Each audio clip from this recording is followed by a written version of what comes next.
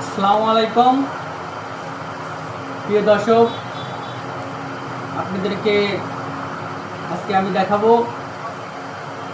কিভাবে একটা bulb plate হাতে কিভাবে সারফেস করা হয়। কারণ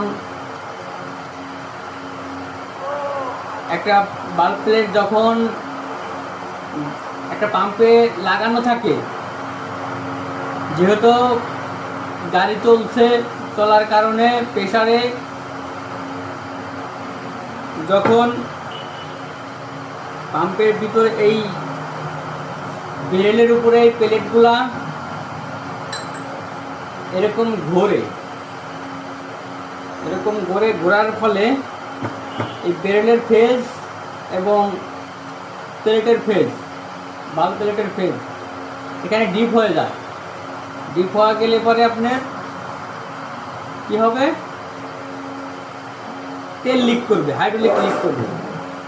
আর হাইড্রোলিক লিক করলে আপনার গাড়ির প্রেশার ছাড়িয়ে দেবে, গাড়ি চলবে, যেরকম চলার কথা ওই রকম চলবে না। যার কারণে আমাদের কাছে এই পাম্পগুলো নিয়ে আসে ঠিক করার জন্য, যেই প্লেটগুলো চালানো যায় সারফেস করে ওগুলো আমরা চালাই দেই, আর যেগুলো একদম অকেজ হয়ে যায় ওগুলোকে চেঞ্জ করতে হবে। এখন এই মালটা যে পরিমাণ খাইছে, যদি কষ্ট করি তাহলে প্লেটগুলা ঠিক করা সম্ভব, মানে সারফেস করা সম্ভব। সারফেস করলে পরে সারফেস আমরা করি প্রথমে 120 দিয়ে গ্লাসের উপরে রাখা এই প্লেটগুলা সুন্দরভাবে অ্যাকুরেটভাবে আমরা এরকম ঘষতে থাকি। ঘষার ফলে আস্তে আস্তে আস্তে আস্তে ওই প্লেটগুলা সমান হইতে থাকে, কারণ মালটা কাটিং হইতে থাকে।